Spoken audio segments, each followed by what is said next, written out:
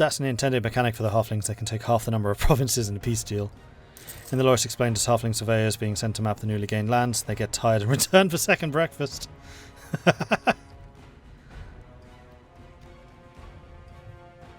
Can we sue small country for untruthful advertising? It's not small in any way, shape or form. Yeah, I guess the country isn't that small, but the people there are. I think that's what matters. Okay, so Vern is now at war with just the Phoenix Empire, Van Rahar. Those are the two players, and they're up against Eberthil, Anbennar, Vern, and Wyvern's Bay. No, sorry, Drakesguard. I know why Drakesguard keeps on confusing me. It's because the second half of their flag is Eberthil coloured. And I keep on seeing that and then just assuming it's an Eberthil colony. It's not. It's a Vern colony. Because that's Eberthil. That's Eberthil coloured right there, and that's what that flag is. Trying to get a good place to compare. There, see? The same freaking colour. Alright, so let's see what the Phoenix Empire is able to do here, and we also just need to keep an eye on Soldier Sat, because I am sure the Soldier Sat's going to come gunning for them soon. In fact, we are already seeing movement. Forgot how silly the vanilla colonial flags look. There are other ones.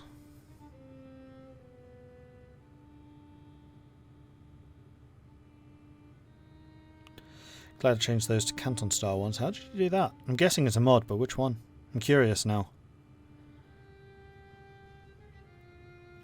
Because yes, I've never been a huge fan of the colonial flags in this. So, I just want to flip over to the Eberthil side, because I want to see where their navies are, because they have such a huge number. They could be blockading this entire coastline and just ruining the Phoenix Empire's economy. There's definitely a distinct lack of people using ships for blockading. And considering Eberthil is basically fake Great Britain, that's exactly what they want to be doing right now. Because they'll be driving up devastation on all of these coastal provinces, and it's a lot of coastal provinces. And you'll be stealing that money for yourself. It's just free cash. And you also reduce the trade power, so you'll be getting even more trade coming through here, which you can then steal.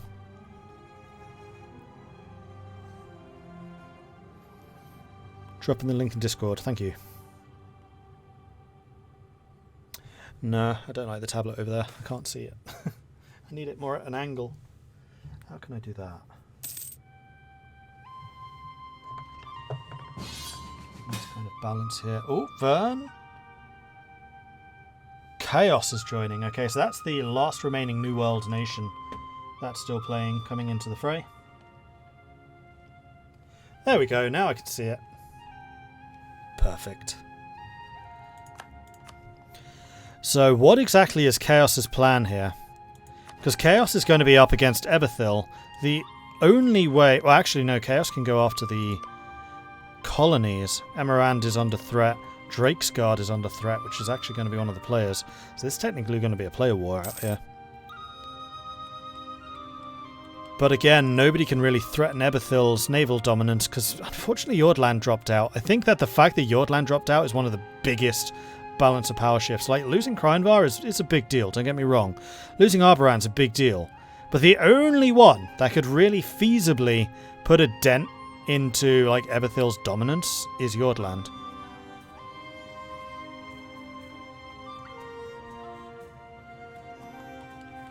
Although now that they're AI, I'm guessing they've disbanded a lot of their ships. Yeah, they have. Pretty much all of them. They used to be the naval hegemon, Jordland. That's why I'm kind of going, oh. So we got Vern just heading back to Vern Central.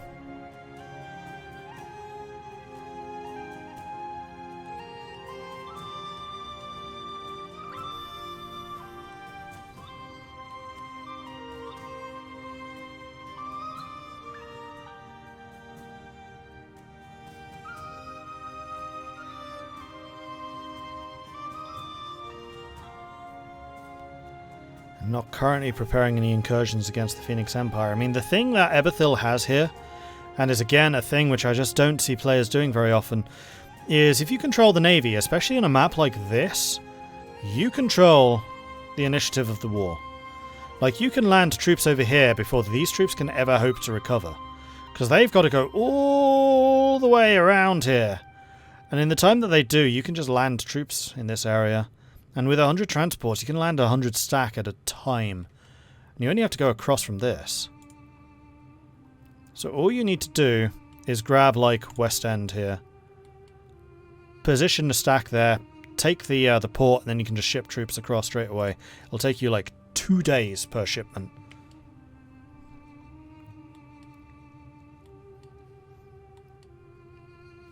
Because all you do is you use... Where are your ships?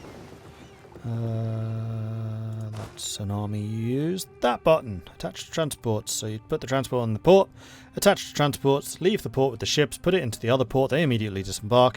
You turn around, go back and do the same thing.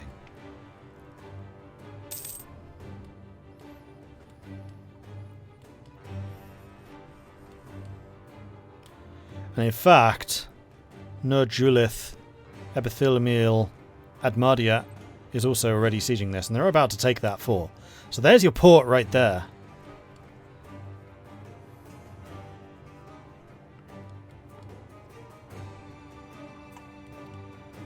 It's just the way you pronounce it. It sounds like chaos. It's because it's chaos. Chaos is strong. I do this for chaos.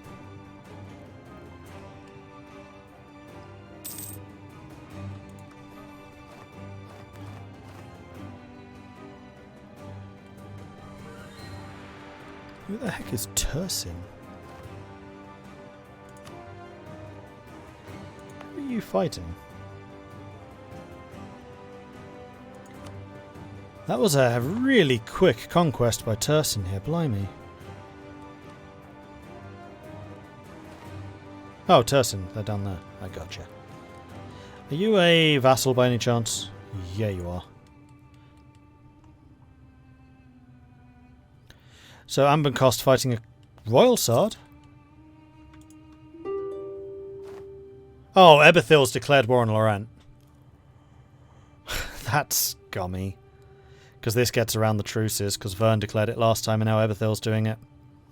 Did Lorent get any of their alliances up? They're allied to Bjarnrik. Alright, so Bjarnrik's going to be able to bring a lot of financial power and a fair bit of manpower to this fight. And Bjarnrik usually has some very large armies. Yeah, they have 370,000. Is that more than small country? Yeah, it is. A little bit surprised that Lorent never got an alliance up with small country. I thought that was going to be one that would be restored without doubt. But I wouldn't be that surprised if we now have the small country funding Lorent in this second round. And Lorent this time is taking a more active approach with their navies, sinking a bunch of ships there. Anbennar is in this fight, but Anbennar is going to get obliterated here. Lorent's actually doing a really good job at sea. And they're basically going to need to wait for Ebethil to bring their fleets in, but I must admit, despite how strong Ebethil's navy is, they've never used it very well. Ever. Lorent's had a much more effective naval game. And they are currently just scouring the seas of Anbennar and everyone else. They're coming here to help Royalsard. We've got New Lorent also fighting against New Ebethil, which is New Ebethil. Land battle going on there as well, so poor old Torshin right now is going to be doing a lot of different things. Here comes Ebethil with just a doom stack, which they're going to park in the Bay of Wine. Or not. Now, have you put naval fortresses here? Because this is actually like one of the best places you can put naval forts. No, you haven't. It's too bad. Because you put a naval fort there and then you're just completely secure in that area. Can't be blockaded. Anyway, we have a battle going on. We do have like 150 Bjarnrik forces on the way in. There are another 250,000, 380,000 Vern soldiers just standing by, watching some sieges. Not really particularly bothered about the cataclysmic clash of swords going on next to them. This 100k Bjornrik needs to be really careful though, because as soon as that fort falls... Oh, it's even a Vern fort. They can just go and attack that and block off the reinforcements. That's now 300,000 of Vern. Lorent is still trying to build up some of their troops back there. Nertef coming in with a siege. Lorent managed to get their navy out. And they have a lot of sailors, so they can continue doing this hit and run. I think I would have tried to get that fleet. That would have been some very nice free ships. Meanwhile, Phoenix Empire still not really doing anything. They're not even reacting to the fact that they're being sieged down over here. Oh no, they are, sorry. That's Van Raha. Yep. I would really like to see Phoenix Empire starting to build a navy. Oh, their force limit is terrible. Probably because I haven't bothered building any docks. So during Torshin's overview of the different nations, he did say that these guys have built very, very few buildings. Got a fair number of them. Next tier is not available yet. That's a Tech 24. Which is 2 techs, and you're already ahead of time.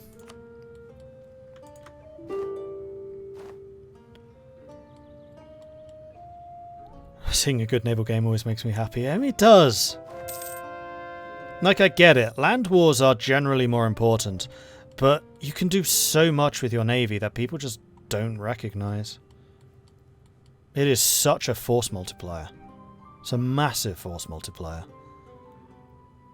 Because it gives you the initiative, allows you to wreak economic havoc on your enemy, it allows you to control access to different areas of the map, it allows you to gain access to different areas of the map. What are Ovdor Khanzad's ideas at the moment? Good question. Their ideas at the moment are strategic, industrial, diplomatic, quality, and trade. Trade? Really? Well, I guess you can just control all the trade coming through the Serpent Spine. It's not a huge amount, though. I think that's a little bit of a puzzling choice. Well, it's probably one of the only choices that makes sense from a diplomatic perspective. So one of the pieces of feedback I have seen from the players is all of the diplomatic ideas are naval-based.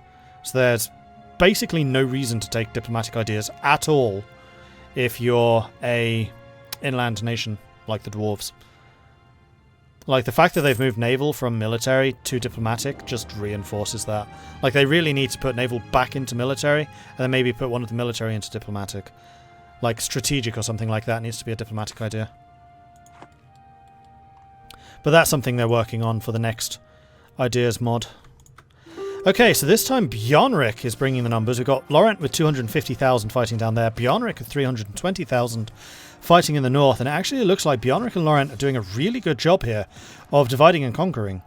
Like, at the moment it does look like they have more troops in this region than Vern do. And Vern losing some really big numbers. And there we go, Lorentish victory in the south. Is Lorent going to move north to go and help Bjornrik in case reinforcements come in? Doesn't look like it. And Vern is down to 75,000 manpower. But they do have a lot of professionalism to burn. And every pip of professionalism they do burn gives them another 250,000 troops. Whereas Lorent has already pipped their professionalism quite a bit, and that gives them 170,000.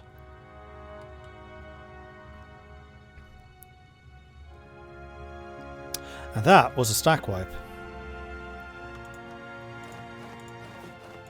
Vern's military is down below 1 million. Vern have less than 1 million troops, everyone. Less than 1 million.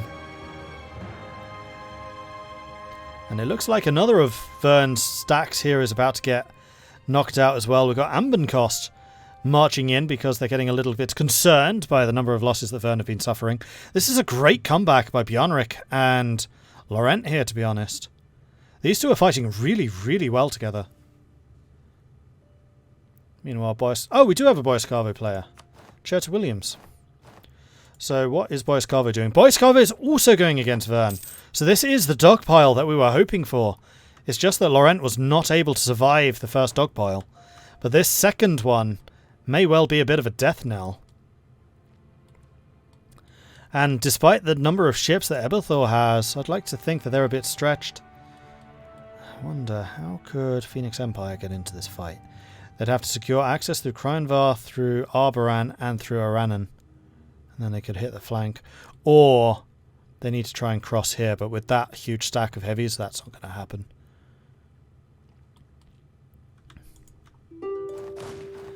So right now Vern have 240,000 soldiers in this fight against the 225,000 of Lorent, but they do have a lot of reinforcements standing around, whereas Vern just doesn't. Vern's being stretched. Where's the rest of their army? Or are they fighting with one hand tied behind their back? So Drake's Guard's brought a bunch of troops over here. Have they pieced out Chaos? No. So Drake's Guard's probably going to start getting occupied by Chaos.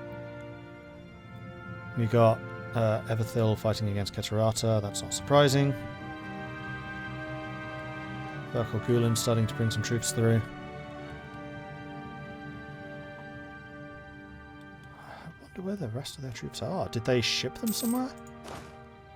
Oh, they're in Boyascavo. So yeah, they have 200,000 over here. 300,000. 400,000. Fighting against Boyascavo. But Boyascavo is a really big country. And having just been fighting over this myself as the gnomes, it's a bloody nightmare. It's horrible. It's big. It's like fighting in the center of Russia. It's nasty. But it is allowing Lorent and Bjarnrik to get numerical superiority, which they just so badly needed.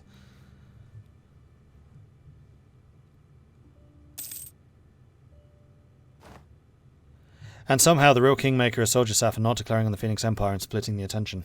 Yeah. I would agree with that.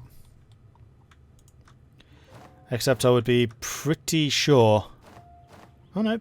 Soldier Sat's taking this opportunity to go for Krynvar. That's actually pretty smart. Because they can kick Krynvar out of the mountains, which was the main way that Krynvar could get to them and support Phoenix Empire. But now that this alliance is broken, Phoenix Empire is looking a lot more isolated. And I'll bet that Marhold and Adenica are watching this with interest, because they're going to want to go after Krynvar as well. In fact, they don't have a truce with them right now. And this would be a really big opportunity for them to get a lot of land back. And then Adenica and Marhold are back into the picture after being almost extinguished by the elves 2 sessions ago. Is Soldier Sat a formed nation? Yes, it's the Lake Federation.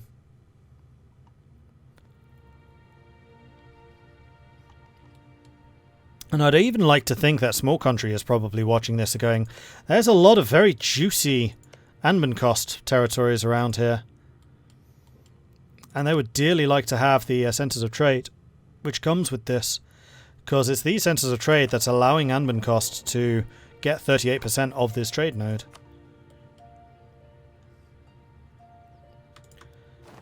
Do you, I wonder, have a truce?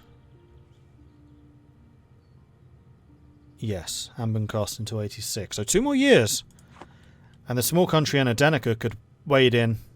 So that might be why Adenica's not attacking anyone, because they're trying to regain their manpower so they can be ready for a fight against Vern. And this might well be the toppling of the Empire.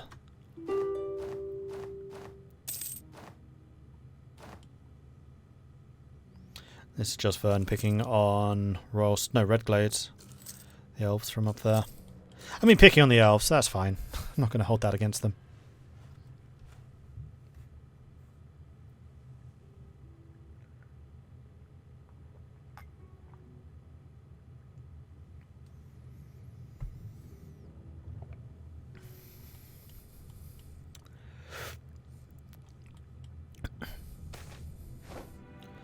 A Dwarven stronghold in Ruinfork. Interesting. Oscar paused. That's Marhold, and also the host. Someone may have connection issues.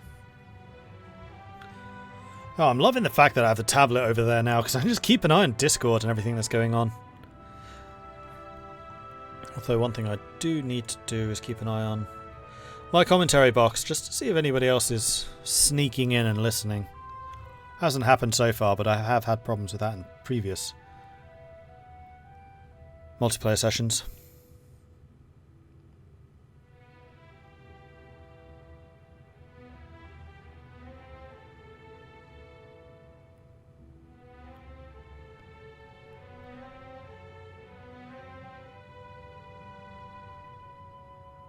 I like Lorent. Let them pick on the elves and not come to help. Just how it should be. Who's that? Done that before? I don't remember. Sometimes it's pretty harmless, like people just wanting to come in for a chat, and it's just not helpful. Like, I need to focus on the game, not just talk about how your day's been.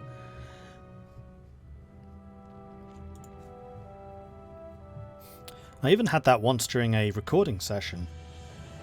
Recording a game with like Ben Magnus and Midge and others, and then just some random just comes into our Discord chat and just like, hey guys! Hi, now bugger off, we're recording a thing here.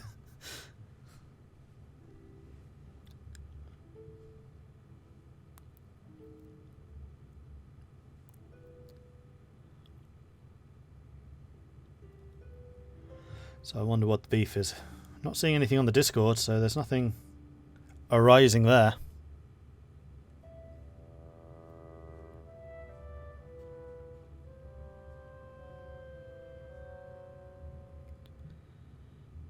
I hear picking on elves. I approve this message with a raised black orc fist.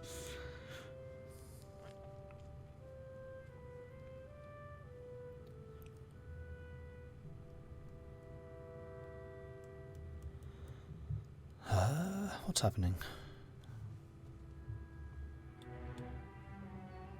It's not a...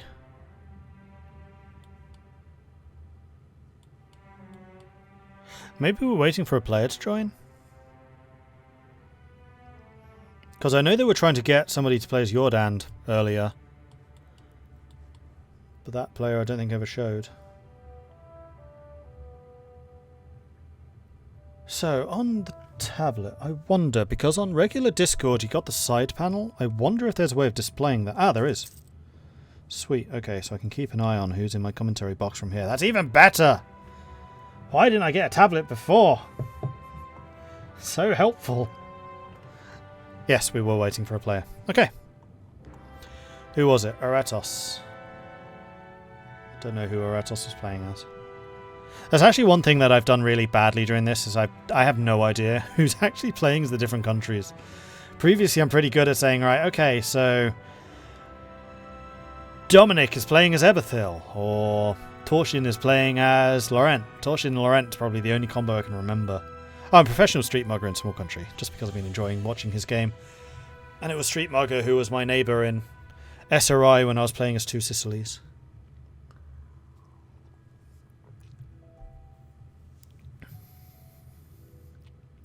Oh yeah, he left. I think we actually kicked him out. It's like, dude, we're trying to record something here for YouTube. Go away. Mordred still needs to take a picture of this stream setup and share in Discord. At the moment, my desk is an absolute mess. It's like a bomb's dropped here. So, pass. Once I have like a proper holder for the tablet, then we probably can. I'm just one of these people that I just live on a terribly dirty, not dirty, but messy desk.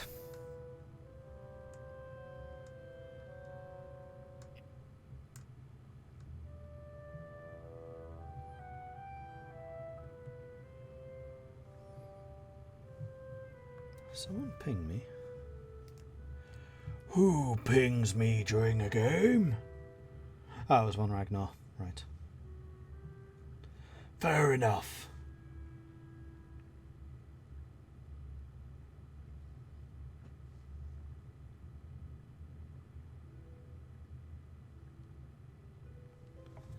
Cool.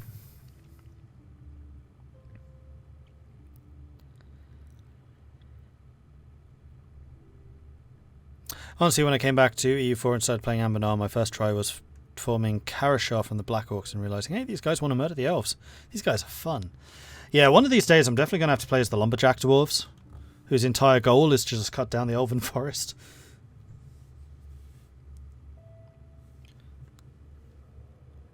Although I still want there to be proper content for the Boat Dwarves. I have a feeling I'd really, really enjoy that. Of Dultunga. Unfortunately, they don't have a mission tree yet. It's weird. Like, usually like a year ago, I would have said I really don't care about the mission trees. I think they're a terrible addition to E4. But now seeing mission trees being used like properly in Anbennar, and now also I would say with Origins, like the mission trees in Origins are just a class ahead of anything that Paradox have put out previously. I'm kind of on board with them now. Because they're not just giving you permanent claims on your neighbours. Which I hated because it just railroaded the game. Now it's actually adding flavour and content to the nation itself. And it's another way of differentiating and giving character to a nation outside of the national ideas. Like the big innovation back when EU4 arrived was national ideas. That's how you customized your nation. It wasn't just about your geographic location anymore, which is how it used to be in EU1 to 3. Then you had the national ideas, which was like, okay, Britain gets bonuses to boats, which makes them even better with boats. And then France with their morale buff, making the big blue blob actually scary, rather than just relying on the fact that they're kind of in the centre of Europe and they have quite a lot of farmland. Mission trees with small but permanent modifiers are so much better than claims and 15 to 20 year bonuses. 100% agree. Like, I don't mind having to work for something. Like, I actually think that the Lorent tree is a pretty good example of this. Like, deal with wine ports, secure the wine trade, bottle-making monopoly, control the wine production, develop Bay of Wines, create the Lorentish Wine Company and the Lorentish Supremacy, which ends with a really nice bonus. 40% trade power, ship trade power. For 100 years. Like, that's not just a 15-year bonus, that's 100 years. And making me work for it? Fine. Great. Brilliant. And similarly for the Ovdokanzad, their cannon development. I really like that too. If you have copper, you get cheaper artillery. If you have iron, you have cheaper artillery and they do more damage. If you have steel, with a blast furnace, so you need that one as well, then you get even cheaper artillery and even more damage. Then if you have mithril, even cheaper, even more damage. And then if you have Dame's Tear, cheaper and even more damage. Again, it's that path, it's that gradual increase over time. Only problem with small permanent modifiers is the endless stacking of tag switching to acquire all the bonuses. That seems to be mostly in single player exploit. Actually, to say I'd see that a lot more in multiplayer than single player. Ooh. After Kanzad's actually going outside and losing. See, this is why dwarves should not go outside. It's generally detrimental to their health. Dwarves and the outdoors do not mix. Meanwhile, over here in the True War, has anything happened to the Phoenix Empire yet? No.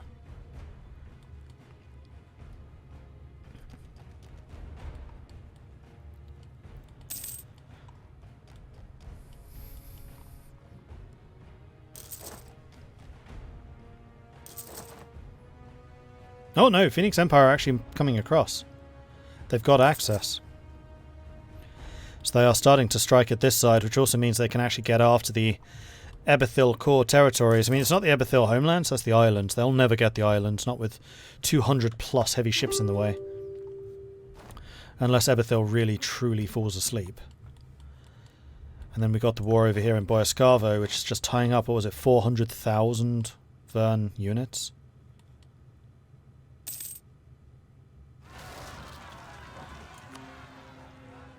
And Boyascavo is only one of the allies of Chaos. If Vern actually wants to knock Boyascavo out, they kind of have to go after Chaos. And Chaos is probably the most dangerous faction out here, and they are going after the Drake Guard. How many troops does Chaos bring in? 344,000. They also have a good number of ships.